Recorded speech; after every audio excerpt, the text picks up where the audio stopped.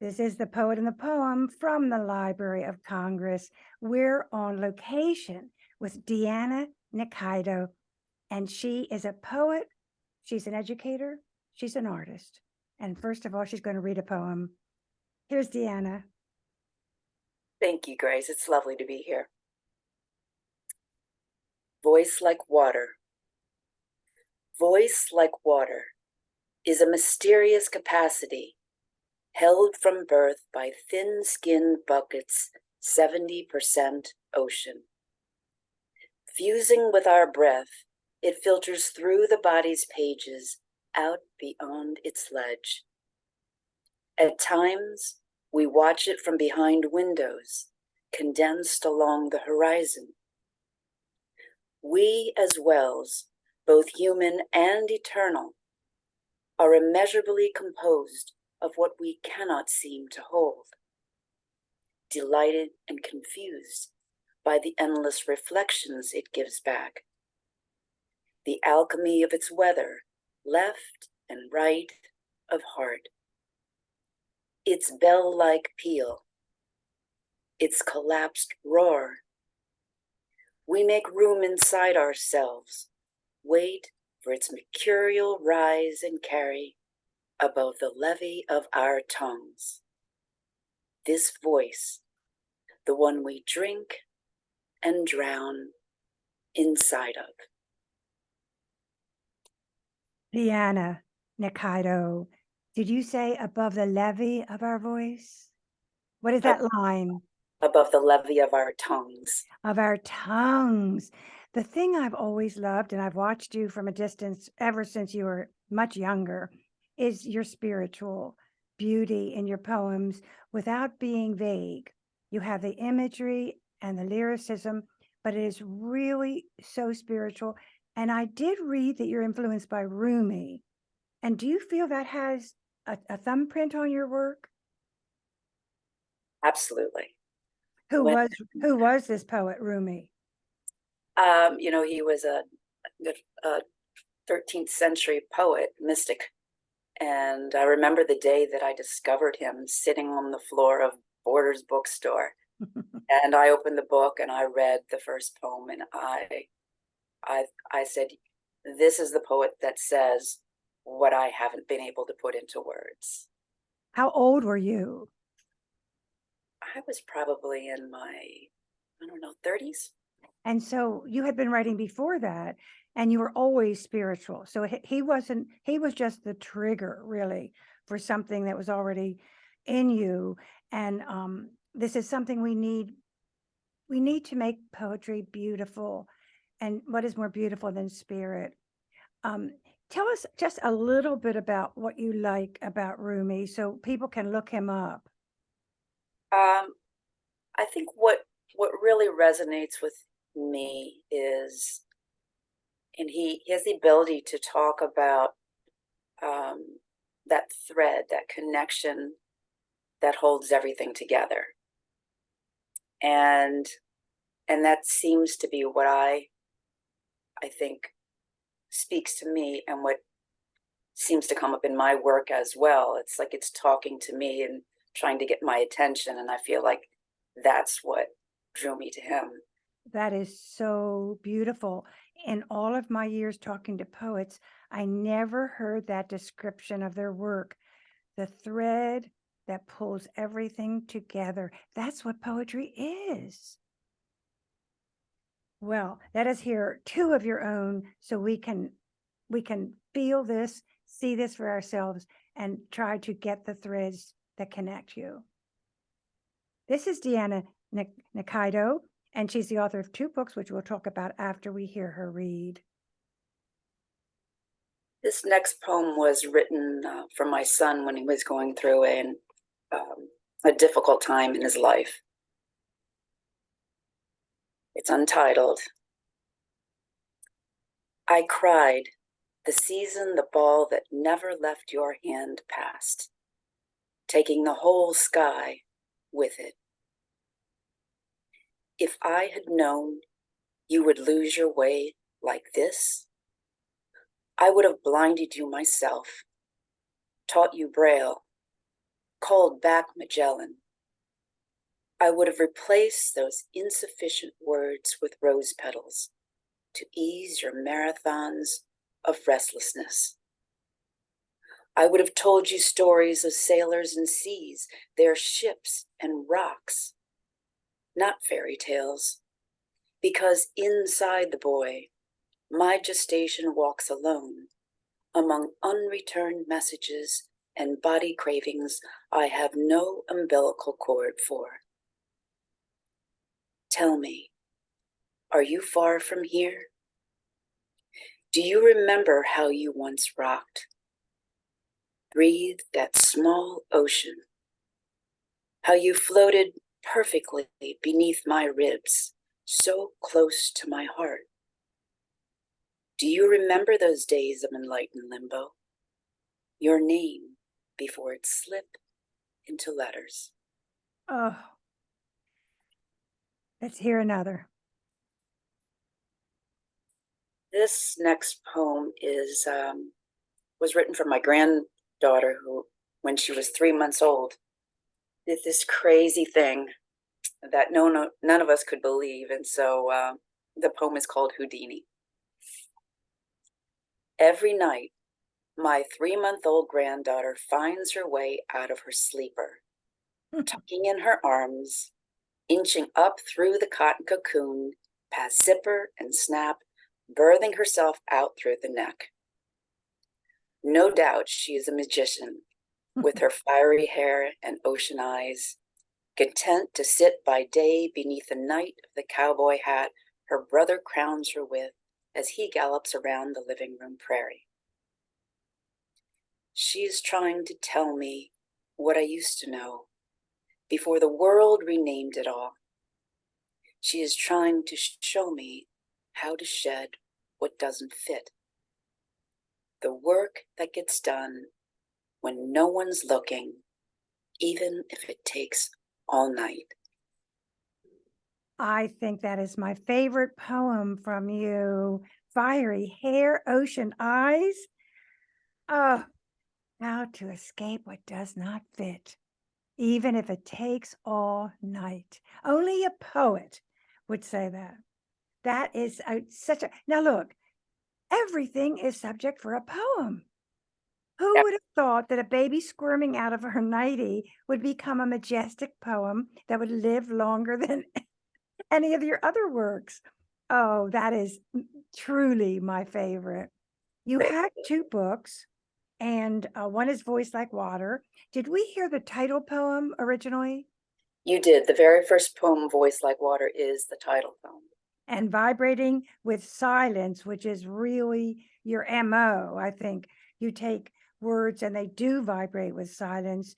So I have watched you for ever since you were very young and heard you read. What do you think you're saying in these books and in all of your life? What is the story you're telling over and over? What is the theme in your canon?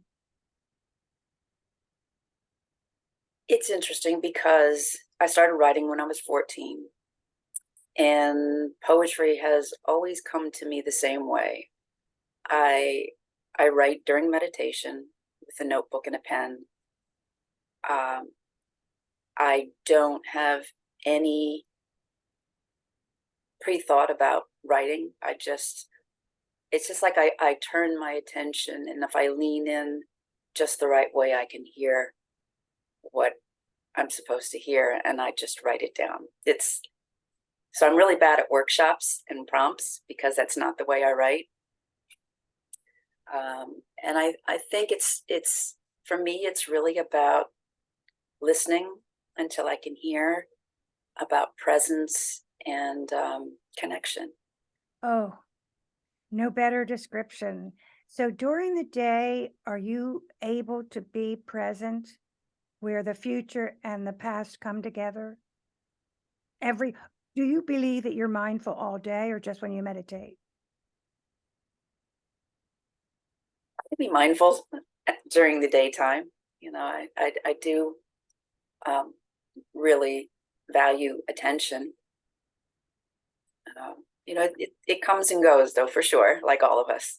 Yeah, the day is an intruder for sure, but the fact that you give such a sense of quiet, safety, and calm with your work, I don't believe it originates in the brain. I don't think the brain is smart enough to do this, to create this. I think it can orchestrate it, but I don't think it can create it. I So, agree. so you can't really say a theme because you're talking about spirit. Right, because I don't sit down with an intention to write a poem necessarily.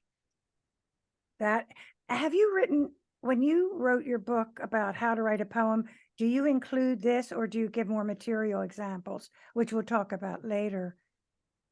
But do you talk about spirit? I think so, on a very simplified level, so that a child can kind of grasp it. Although they write that way anyway. I think we outthink ourselves and try to write a poem where they don't have that. They don't have that Hmm, barrier to cut through. good point. Let's hear some more of Deanna Nikaido. So this next poem is from that first book, Vibrating with Silence. And it was inspired by an interview I heard on the radio by a group named Zero Church. And the song was called Sounds, and it was inspired by an interview with Matthew Shepard's mother at the time of his death. And so I just, the, the notion was that once a sound is made, you can't call it back. You can't change it. It continues forever and ever out into the universe. And that really kind of sat with me.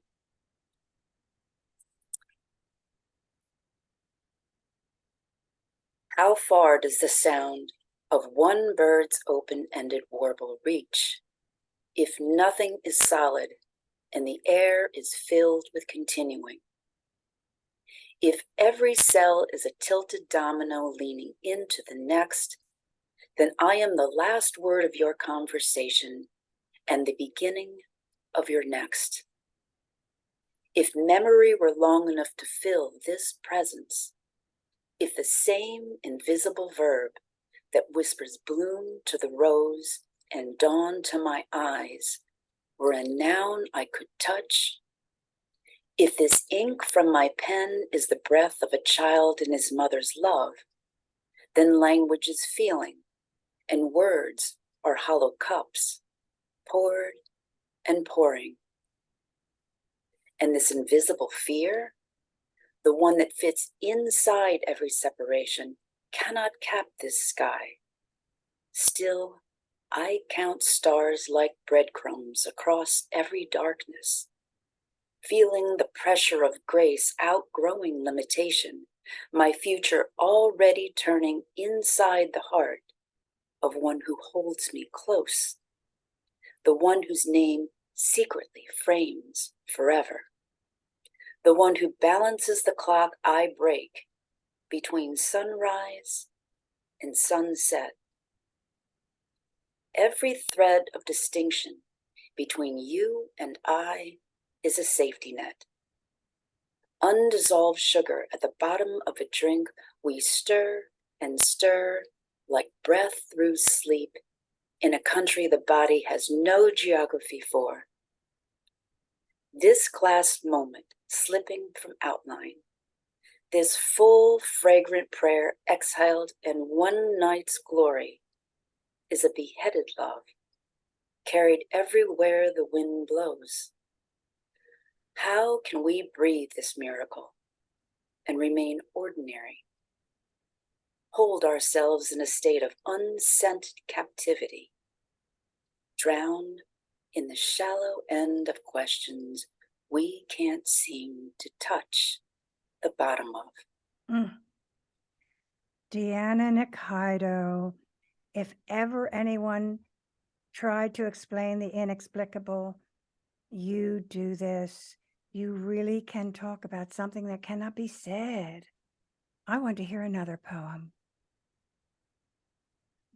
Next, As you reach for it, I want to interject a minute. You said you live in a world surrounded by trees. Do you yes, believe your surrounding affects you, your presence, your furniture, your world? Where do you live? I know you live in Baltimore. You don't right. have to give me your address, but are you in the country?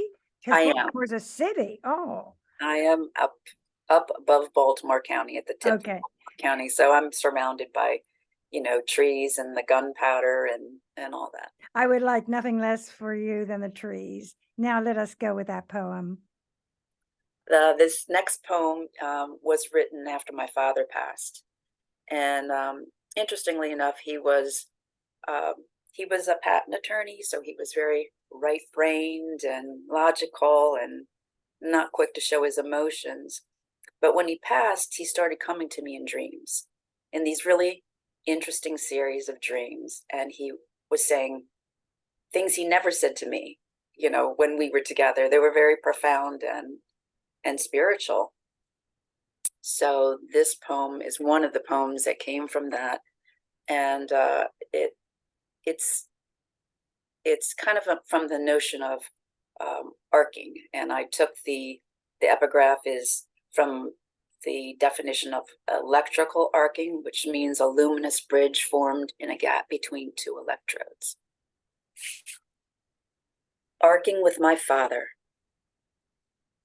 When you motioned me to come to you, I thought you meant next to, as close as, because all of the information I'd ever had about the space between two objects was distance, not about how to erase it. And so the exercise is this: the flower over there is inside of me. The maple and all of its seasons is inside of me. The mountain with its heart split between sun and moon is inside of me.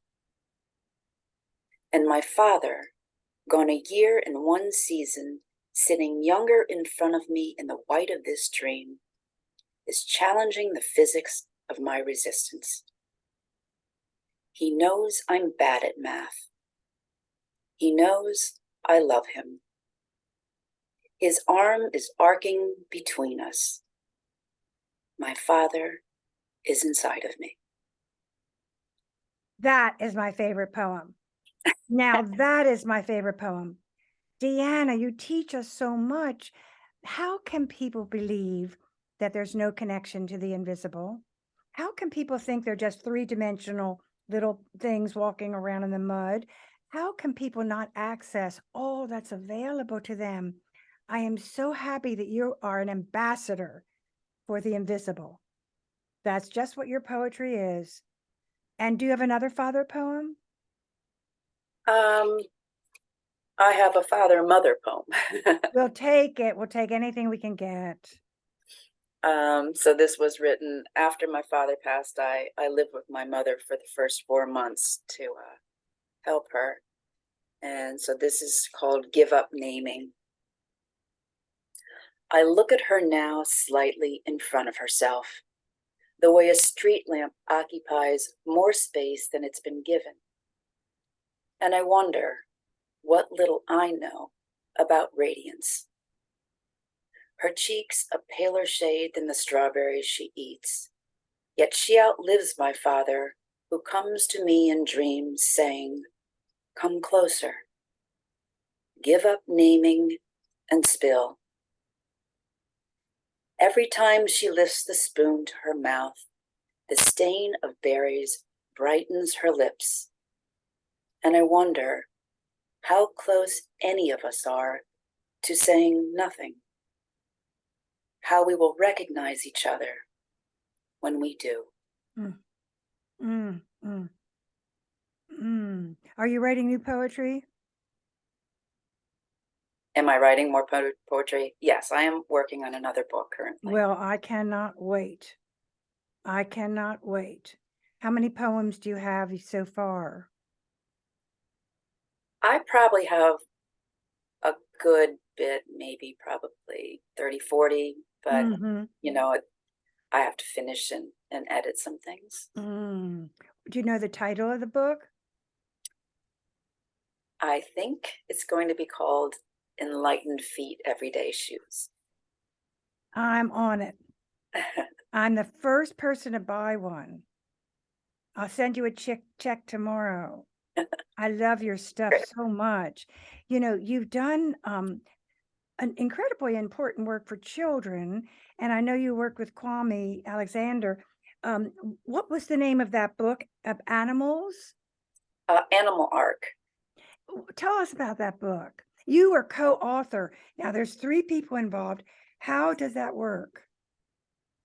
So we all live in different places, and so we would exchange poems together and put it together that way, and it worked well. So somebody gave a theme, or did you just offer one, or did you talk about it first, or you just all offered poems and then agreed upon them? Well, what it was is the photographer for National Geo, Joel Satori, went around photographing endangered animals, and so he put together a tabletop book of 400 photographs, and they wanted a children's book, so they asked us, and so for each animal we wrote haiku. It was haiku. I'll get it. Yes. And you this is National Geographic magazine. It's Geographic Publishing, Correct. right? So it's a big deal. It was. And are you getting equal credit? Yes, it's a beautiful book. Mary and I were the quieter authors in it. However, we all worked collaboratively. Oh, I didn't know it was about animals who were extinct. It's beautiful. It's a really beautiful picture book. And are the haiku something that children can attach to? Oh, absolutely. Well, I was going to ask you if you wrote haiku because it's the purest form of poetry, and I thought it was just your cup of tea, and now I know where to find your haiku. How much in the book do you think you have? A third of the book? Your Okay. haiku. How Yeah. many haiku are in your name? Yes. There's no names.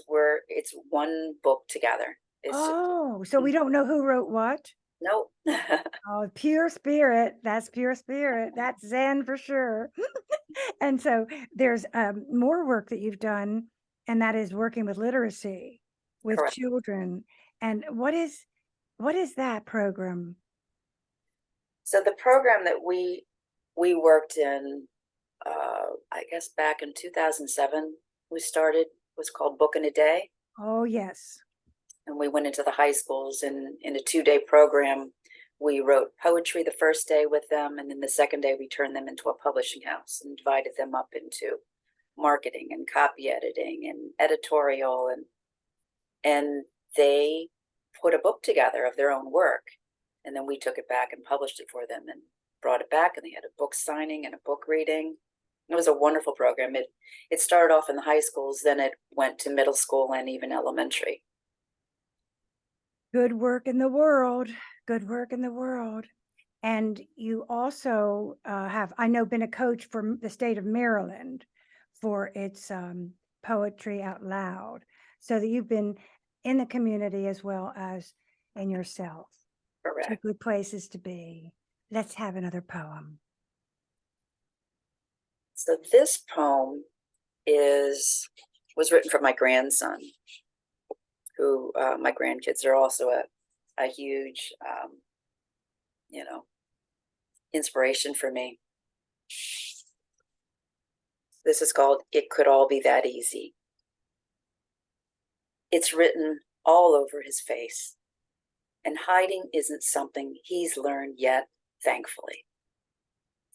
I hope I get back to that before he catches up to me, because what would it look like if everyone went out of their way to tell you that the yellow magic marker on the living room rug is covered by a paper towel so you wouldn't be mad? All I want to do is solve this with a hug. The rest can all be worked out. Who wouldn't want to walk into this? Mhm. Who wouldn't want to throw away the keys? That yellow mark on the rug is subject for a poem. Everything is holy, isn't it? It is. Everything is holy. So keep going because we're really levitating with you.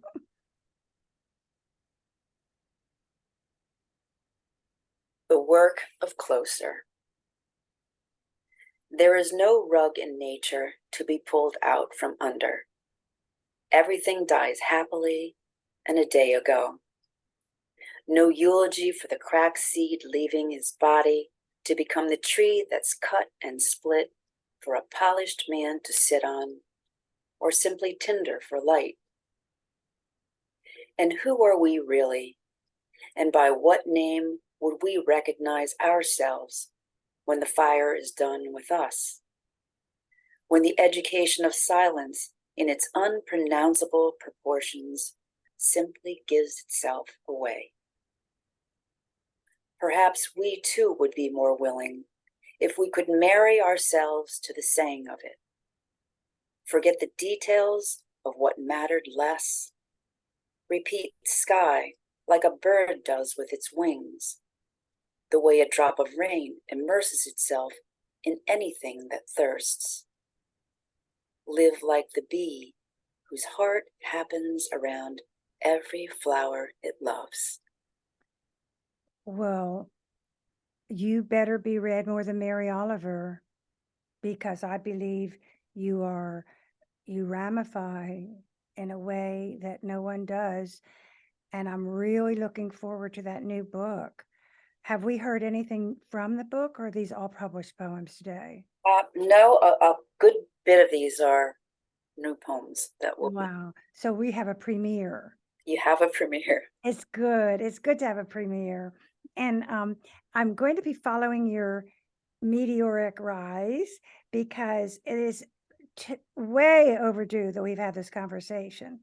And I really thought that we were on the air once a long time ago, but it could have been that I just saw you at a reading. You were more public years ago. You were more in the public, I think. Very much so. Yeah. And were you raised in the Buddhist tradition? No, I wasn't. And so you just came to serenity on your own? I've definitely followed, a meditative path for quite a few years. Well, I am just since my husband died, I did join a sangha, and I find it very restorative as I find your work. So please let us have a closing poem.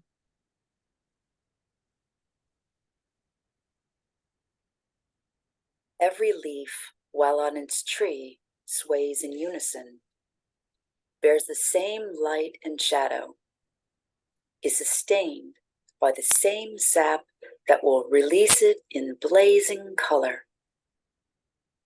It is that moment before falling we all live for, to see ourselves for the first time, to hear our name being called from the inside. The voice of Deanna, Nikaido. I am very moved by what I've heard. And the program is The Poet and the Poem from the Library of Congress. The program is produced by Forest Woods Media Production. Post-production by Mike Turpin, MET Studios. We wish to thank the Library of Congress for making the program possible. Funding is provided by the Maryland State Arts Council, by the Ravada Fund, by Natalie Canavore, the Sinipid Fund, and Sandy Jackson Cohen. Mike Turpin's our engineer, and I'm Grace Cavalieri.